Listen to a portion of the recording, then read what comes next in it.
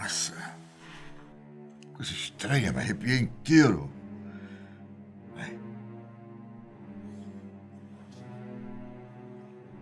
Parece que tinha alguém aqui. Ai, coisa muito estranha. Você teria coragem de morar em uma casa que pertenceu a um assassino? Uma casa que foi palco dos atos mais hediondos que um ser humano é capaz de fazer. Eu sinto informar, mas quando isso acontece, a casa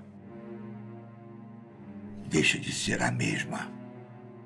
Não é porque ela é feita de madeira, concreto, ou seja lá o que for. O sobrenatural é muito mais forte do que isso. E hoje, nessa Sexta do Medo, eu, Bira, vou te mostrar algumas casas que têm um passado sombrio.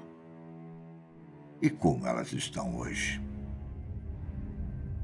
Quem vai até a ilha de Taços, na Grécia, não imagina que toda a paisagem paradisíaca guarda um cenário macabro. Em meio às águas cristalinas, a calmaria dos habitantes e os pontos turísticos, como um antigo teatro em ruínas, existe uma casa em um pier. Um pier chamado Mievampes. Por lá, em 1996, morava uma família que todo mundo da região conhecia. Teófilos Sequides, de 24 anos. O pai dele, a mãe, a irmã e a avó. Aos olhos dos vizinhos, nada parecia estar errado. Isso até que todos eles, menos o Teófilos, desapareceram. Um a um. Em um primeiro momento, o jovem contou à polícia que todos da família tinham se mudado repentinamente da ilha, deixando-o para trás. Só que, em um curto intervalo de tempo, ele mudou a versão. E foi aí que as coisas começaram a ficar esquisitas. Primeiro, Teófilos disse que matou o tio em um ato de legítima defesa.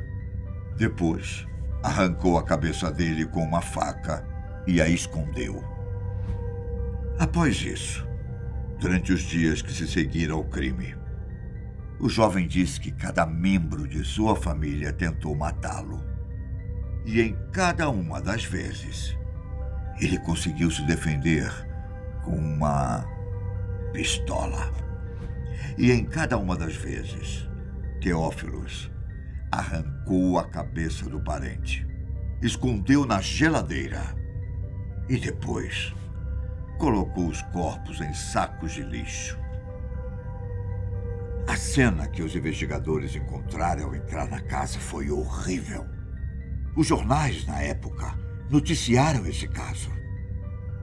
Eu vou te poupar dos detalhes mais chocantes, mas saiba que tinham pedaços de cérebro humano por todas as paredes e no chão. Estranho. A impressão que dá é que pintaram a casa de vermelho. Atualmente o imóvel ainda está lá. E ao que parece, ainda está do mesmo jeito desde que Teófilos foi levado pela polícia. O diagnóstico: esquizofrenia.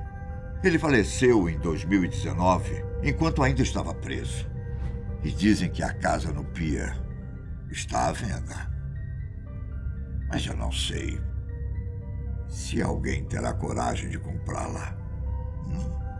Você não quer?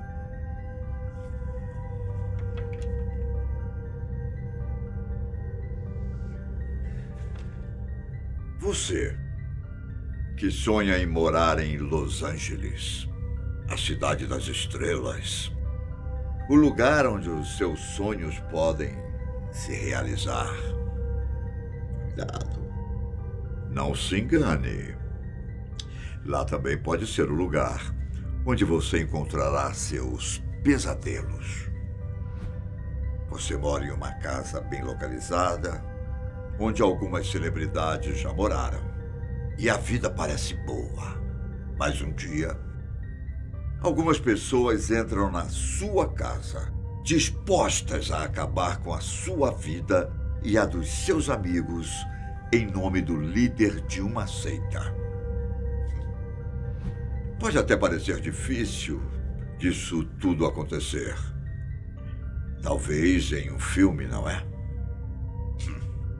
Mas acredite, quando digo que todo o cenário que eu te contei é real.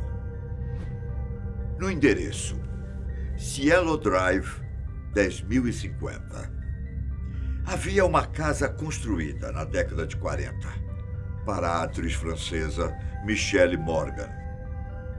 2 décadas mais tarde, o músico Rudolf Altobelli comprou a residência e passou a alugá-la para diversas pessoas famosas. Uma delas foi para o casal Roman Polanski e Sharon Tate. Ele, diretor de cinema, e ela, atriz. Logo após a mudança, Roman precisou viajar a trabalho e deixou Sharon na casa, que recebeu a companhia de 3 amigos durante esses dias. Só que, em agosto de 69, todos eles e um visitante foram assassinados brutalmente pela família Manson, sob a ordem de Charles Manson, o líder da seita. A ordem era simples: invadir a casa e matar todo mundo que estivesse dentro.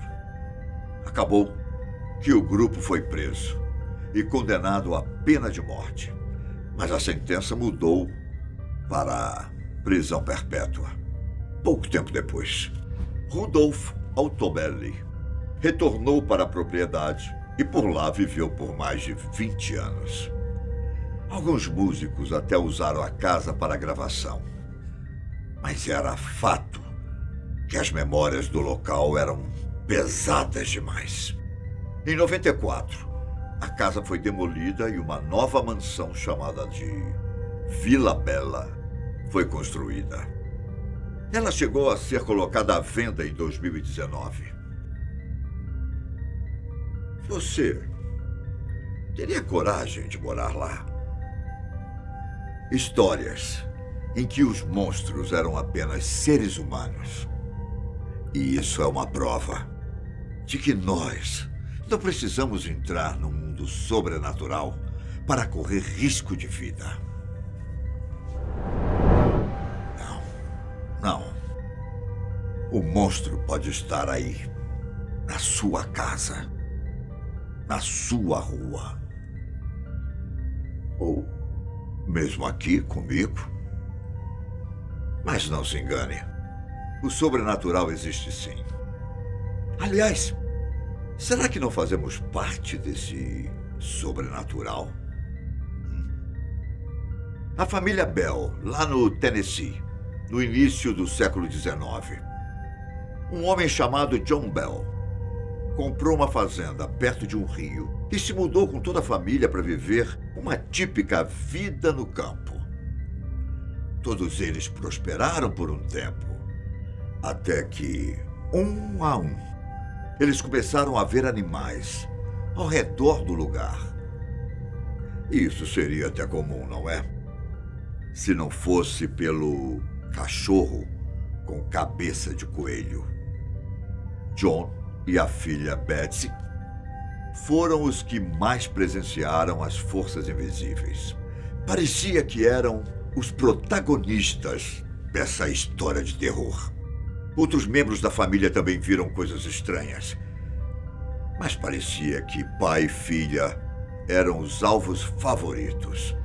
Além dos clássicos barulhos inexplicáveis pela casa, os dois também sofreram ataques físicos e chegaram a ter contato direto com a entidade que assombrava o lugar. Ao que parece, o nome dela era Kate Batts. E ela era uma ex-vizinha de John. Ela teria retornado do pós-vida para se vingar por alguma coisa que ele tinha feito. Mas não se sabe exatamente o quê.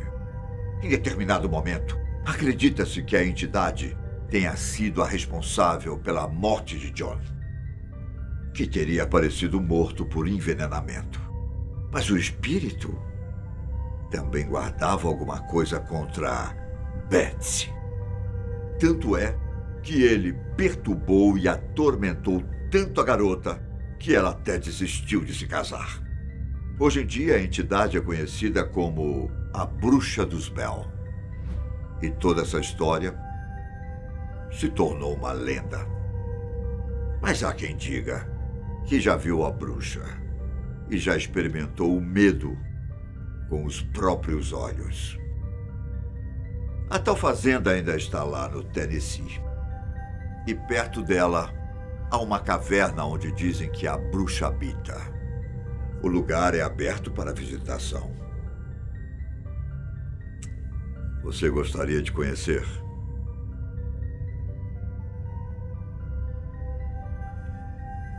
Você também pode querer visitar uma casa em Fall River, Massachusetts. Se você estiver por lá, dê uma procurada pela casa de Lizzie Borden. No ano de 1892, o casal Andrew e Abe Borden foram encontrados mortos por lá. Aparentemente, eles foram assassinados por alguém empunhando um machado. E esse alguém tinha nome: Lizzie, a filha deles. A menina até foi inocentada das acusações, mas passou o restante da vida amargurada com tudo aquilo.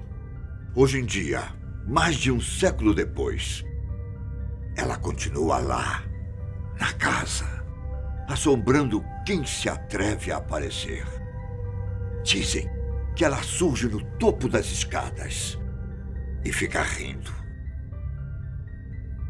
Só rindo. Uma risada eterna. Seria de tristeza ou de felicidade? A casa acabou virando uma espécie de museu, com hospedaria, onde as pessoas vão para confirmar se realmente existe alguma coisa de sobrenatural. E parece que não é só a risada de Lizzie que assombra o lugar. Também é possível ouvir os fantasmas dos pais dela e até mesmo o grito da governanta ao encontrar os corpos.